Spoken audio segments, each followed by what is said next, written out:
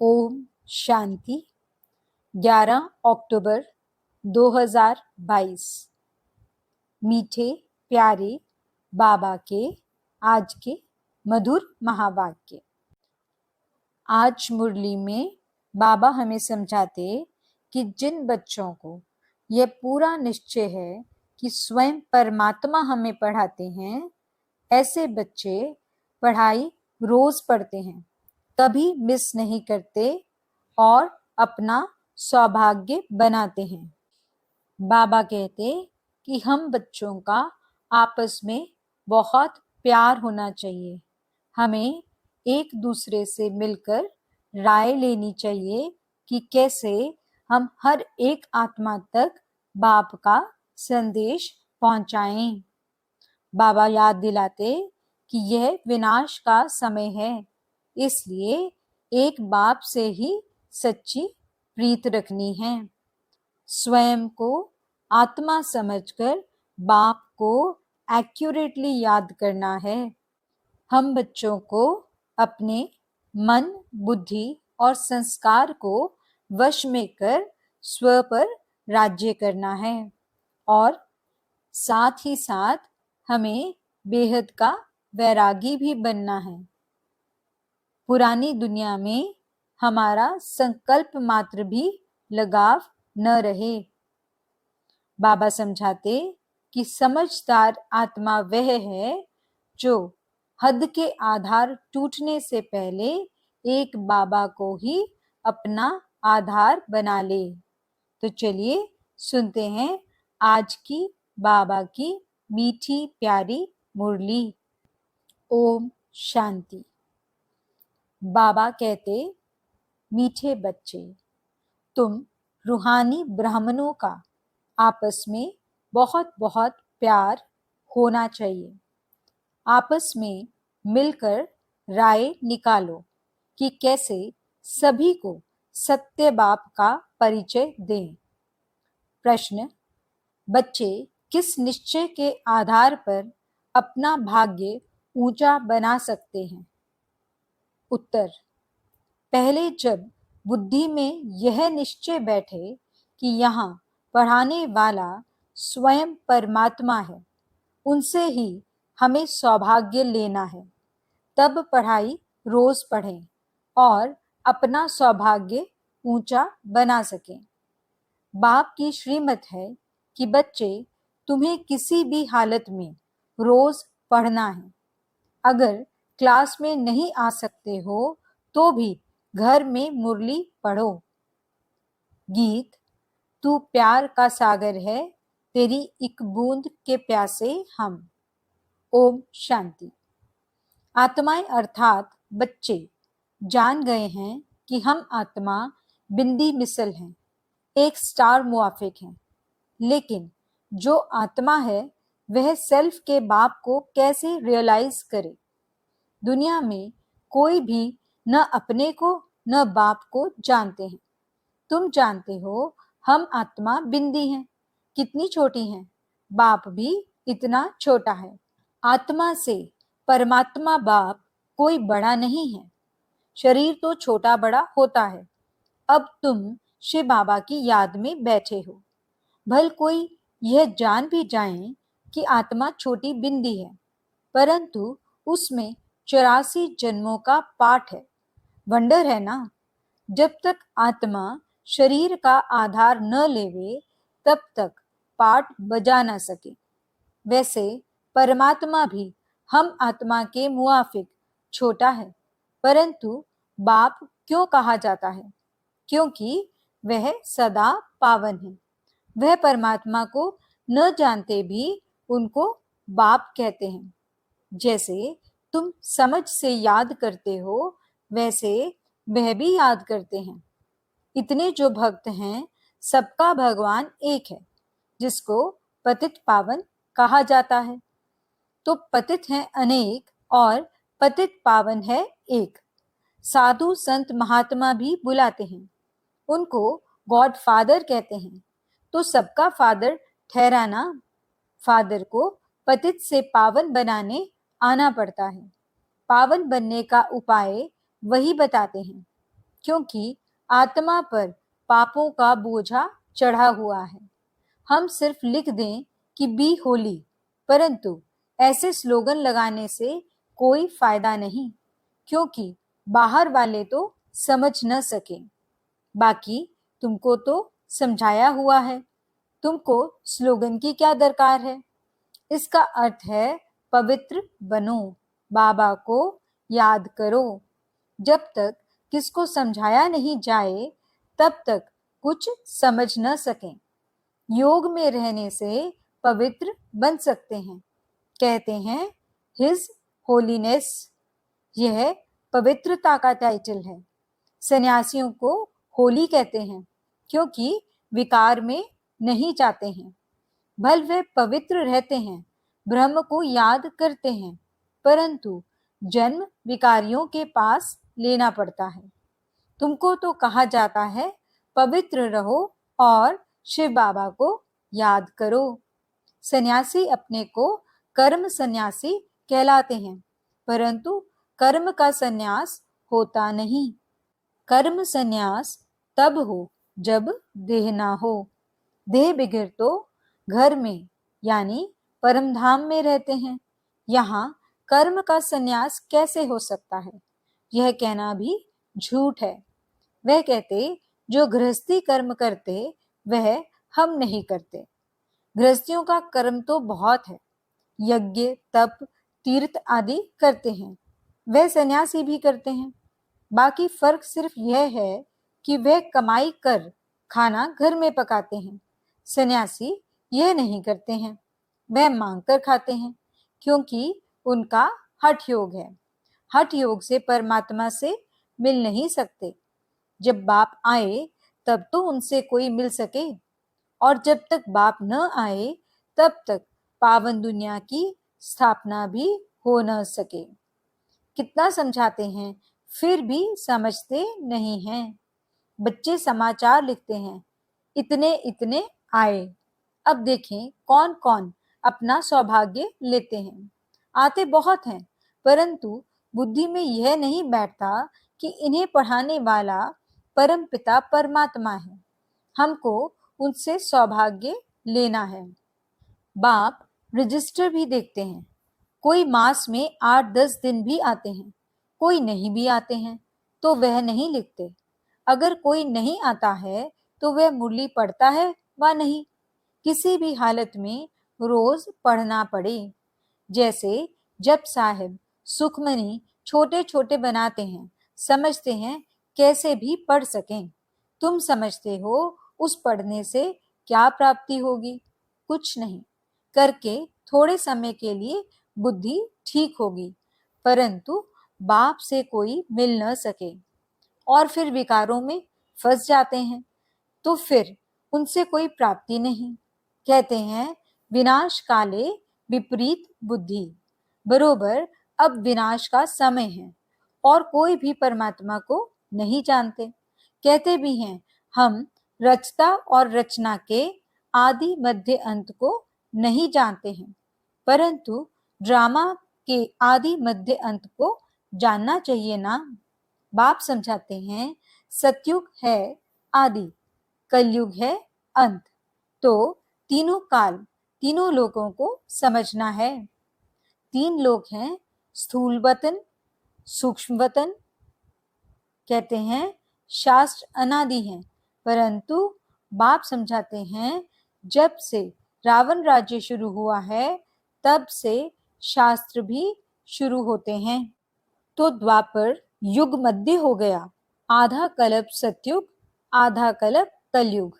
आधा का हिसाब है, वह मध्य को नहीं जान सकते क्योंकि कल्प की आयु लाखों वर्ष कह देते हैं। कहना चाहिए कि बाप को जानो, ब्रह्मा कुमार कुमारी बनो, तब वर्षा मिलेगा। पहले कोई आते हैं तो पूछो कहाँ से आए हो? कहते हैं बीके के पास। तुम कहो विचार करो, इतने ब्रह्मा कुमार कुमारियां हैं तो ब्रह्मा बाप भी होगा। कितने सेंटर्स हैं, ढेरों के ढेर ब्रह्मा कुमार कुमारियां हैं। भला इतने बच्चे एक बाप को कैसे हो सकते? लिखा है प्रजापिता तो इतने ब्रह्मा कुमार कुमारियां हैं। ऐसे ऐसे समझाकर खड़ा करना चाहिए। फिर भला ख्याल करो, प्रजापिता ब्रह्मा किसका बच्चा? इतने बच्चे रचना तो परमात्मा का काम है ना। तो परमात्मा आता होगा ना। गाया हुआ है, तुम मात पिता, तो बाप ब्रह्मा हो गया ना। तो परमात्मा ब्रह्मा द्वारा रचते हैं, कन्वर्ट करते हैं, अडॉप्ट करते हैं, वर्षा देने, पावन बनाते हैं। कैसे? याद से। कहते हैं सब धर्मों को भूल माम एकम याद करो। सभी बुलाते हैं, मैं नॉलेजफुल, ब्लिसफुल, लिबरेटर, गाइड हूं, तो सुख धाम में ले जाता हूं। सुख कहाँ है? सुख धाम में। अभी बाप ले जाता है शांति धाम में, फिर आते हैं सुख धाम में। ये बातें कैसे याद करें? रोज रोज बोलते रहें, औरों को समझाते रहें, तो पॉइंट्स बुद्धि में आती रहती हैं। जब किसको समझाओ तो उनसे लिखा लेना चाहिए। परमात्मा जो आत्माओं का पिता है, उनकी एड्रेस लिखानी चाहिए कि बाप शिव है तो बाप से वर्षा लेंगे। तो मेहनत करनी चाहिए, परंतु मेहनत करे कौन? इसलिए बच्चों को खुद खड़ा होकर फिर औरों को भी खड़ा करना चाहिए और सर्विस के लिए प्लान्स बना देने चाहिए। जैसे मिलिट्री के बड़े कमांडर्स आपस में मिलते हैं ना, तो यहाँ भी बच्चों को मिलना चाहिए। परंतु क्या करें, आपस में मिलते नहीं हैं। वास्तव में तुम ब्राह्मणों का आपस में बहुत प्यार होना चाहिए। कोई राय निकालनी चाहिए, कैसे किसको समझाएं। देखो, लक्ष्मी नारायण के कितने मंदिर हैं, तो मंदिर बनाने वालों को मिलना चाहिए कि आपने यह मंदिर बनाया है, परंतु जानते हो कि इन्होंने राज्य कैसे पाया, फिर राज्य कैसे गंवाया। श्री कृष्ण का चित्र बहुत अच्छा है, इसमें 84 जन्मों की कहानी बड़ी अच्छी है। सिर्फ यह चित्र बड़ा बनाना चाहिए। बाबा कहते हैं, कोई आए तो युक्ति से पूछना चाहिए कि आपने गीता पढ़ी है? फिर भला बताओ गीता का भगवान कौन है? तो ऐसे युक्ति से समझाना चाहिए। कहते हैं ना, तुम मात पिता, तो ये ब्रह्मा माता हो गई, तो उनके साथ संबंध रखना चाहिए। अगर उनसे प्यार गया तो खेल खल्लास। बाप से वर्षा कैसे पाएंगे? तुम्हारी लड़ाई पुरानी दुश्मन से है। कोई को मालूम नहीं है कि रावण से भी कोई युद्ध होती है। कहते हैं सच की नाव डोलेगी लेकिन डूबेगी नहीं, तो हिलती कितनी है। दूसरे सत्संगों में तो हिलने की बात ही नहीं है। यहाँ तो माया से युद्ध है। जब तक बाप को नहीं समझा है तब तक भल लिख कर दें, परंतु तोता कंठी वाला नहीं बना है। जंगली तोता आया और गया, अल्फ को समझना है। ऐसे प्रजा तो ढेर है, बाकी राजाई के लिए कोई खड़ा नहीं होता है। बत्ती पर फिदा हो जाए सो बड़ा मुश्किल है। अच्छा, मीठे मीठे सिकिल दे बच्चों प्रति मात पिता बाप दादा का याद प्यार और गुड मॉर्निंग। रूहानी बाप की रूहानी बच्चों को नमस्ते। हम रूहानी बच्चों की रूहानी बाप दादा को दिल व जान सिक व प्रेम से नमस्ते नमस्ते नमस्ते जी। गुड मॉर्निंग बाबा, शुक्रिया बाबा। रात्रि क्लास। तुम बच्चों को बाप का डायरेक्शन मिला हुआ है कि बच्चे बाप को याद करो। बच्चे कहते हैं बाबा फुर्सत नहीं मिलती है। अब फुर्सत कहाँ चली जाती है? जरूर माया तुम्हारा समय ले लेती है। माया भी जबरदस्त तीखी है, जो तुमको बाप को याद करने की फुर्सत नहीं देती। तब तो कहते हो बाबा सारे दिन में आधा घंटा 20 मिनट याद में रहे। कोई मुश्किल ही सारे दिन में 2 घंटा बाप को याद करते होंगे। जो समझते हैं हम 2 घंटा याद करते हैं, वह हाथ उठाओ। वह स्थूल याद, पुरानी याद तो चलती आती है, यह तो है इनकॉर्पोरियल। इनको अपना आंख कान तो है नहीं। बच्चों को कहते हैं मामेकम याद करो, अपने को आत्मा समझो। तो बाबा पूछ रहे हैं कि कितना घंटा याद में रहते हो। बच्चे खेलने जाते हैं तो टीचर को याद करते हैं, घर में पढ़ते हैं तो भी टीचर याद रहता है। तो वह है स्थूल याद। इसमें है थोड़ी डिफिकल्टी। तो बाबा पूछते हैं कि अपने को आत्मा समझ बाप को 2 घंटा जो याद कर सकते हैं, वह हाथ उठाओ। लज्जा नहीं करो, एक्यूरेट बताओ। तुम यहाँ बैठते हो, बाबा मूली चलाते हैं तो बुद्धि दूसरे तरफ चली जाती है ना। इतना बुद्धि में धारण भी नहीं होता है। जैसे यहाँ सुबह में 1 घंटा बाबा समझाते हैं, तो क्या वह 1 घंटा बाबा को याद करते हो या बुद्धि बाहर में चली जाती है? बरोबर नंबर वार पुरुषार्थ अनुसार बुद्धि कहाँ ना कहाँ चली जाती है। सारा नहीं सुनते हैं। अगर सारा बैठ करके सुने और नोट करते रहें तो बाबा कहेगा हाँ, इनका योग ठीक है। तो सुनते समय अटेंशन देना है और पॉइंट्स पूरा लिखना है। अगर लिंक टूटेगी तो पॉइंट भूल जाएगी।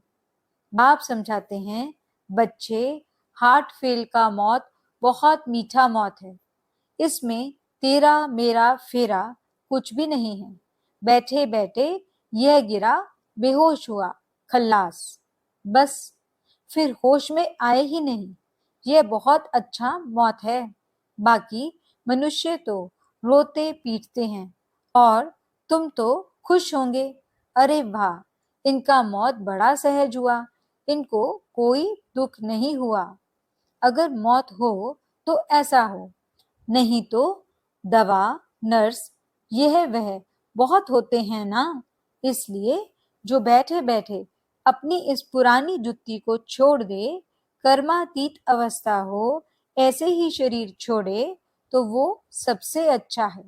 तुम आगे चल करके देखेंगे, अनायास बॉम्ब्स छूटेंगे और सब बैठे बैठे चले जाएंगे। चेहरा भी हर्षित होगा।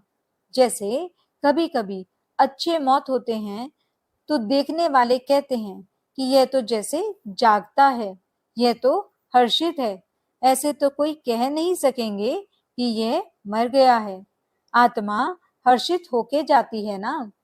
तो आत्मा में अगर हर्षितपना होगा तो चेहरे पर बाहर से दिखाई तो पड़ेगा ना। आत्मा कोई खत्म तो नहीं होती है। आत्मा शरीर छोड़ती है तो बड़ी खुशी से यह शरीर हंसते हुए छोड़ देगी। इसको कहा जाता है कर्मातीत अवस्था। वही इतना ऊंच गाए जाते हैं। तुम बच्चों को ऐसे ही जाना है। शरीर की कोई परवाह ही नहीं है और दूसरी कोई चीज याद नहीं आवे, इसको कहेंगे सबसे मीठा आपे ही शरीर छोड़ना। इसलिए सर्प का मिसाल भी देते हैं। सतयुग में ऐसे होता है जो खुशी से शरीर छोड़ते हैं, तो प्रैक्टिस यहाँ से होगी, पीछे वह प्रैक्टिस चलती रहेगी। तुम बच्चे बाप को कितना प्यार से याद करते हो। अंग्रेजी में कहा जाता है मोस्ट बिलवेड, परम प्रिय, बहुत मीठा। लोगों को तो परम प्रिय, मोस्ट बिलवेड कह नहीं सकते। बाप कहते हैं बच्चे, मैं तुम्हारा बाप भी हूँ, टीचर भी हूँ, गुरु भी हूँ। तुम कभी टीचर को भूलो तो बाप को याद कर सकते हो। बाबा गाइड है। गाइड को पंडा भी कहा जाता है। वह दुख से लिबरेट करने वाला, शांति धाम में ले जाने वाला है। उसके पीछे है सुख धाम। तो तुमको ये ज्ञान घास मिलता है, फिर इसको विचार सागर मंथन करते रहो। जैसे गाय का मुख चलता रहता है। तुम्हारा मुख तो चलने की दरकार नहीं है, बाकी अंदर में सब कुछ याद करना है। जैसे तुम हो ऐसे हम हैं। हमको तो और भी कम घंटे मिलते हैं, क्योंकि हमारा बुद्धि योग बाहर में बहुत जाता है।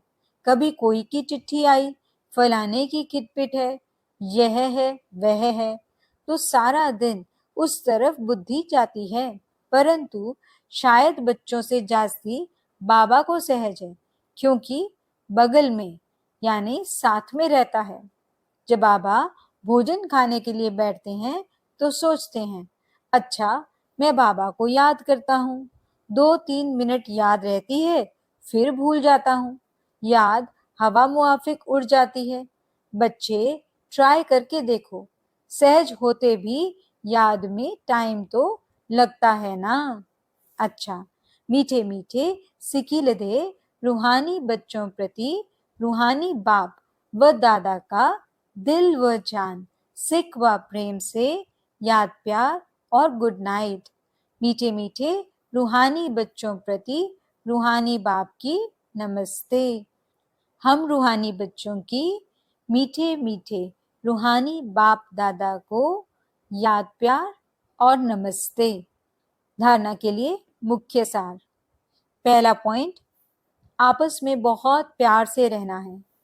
मिलकर राय निकालनी है कि किस युक्ति से हर एक तक बाप का संदेश पहुंचाएं। दूसरा पॉइंट, यह विनाश का समय है, इसलिए एक बाप से सच्ची प्रीत रखनी है। योग से आत्मा को पावन बनाना है। वरदान, स्वराज्य के साथ बेहद की वैराग्य वृत्ति को धारण करने वाले सच्चे सच्चे राज ऋषि भव। एक तरफ राज्य और दूसरे तरफ ऋषि, अर्थात बेहद के वैरागी।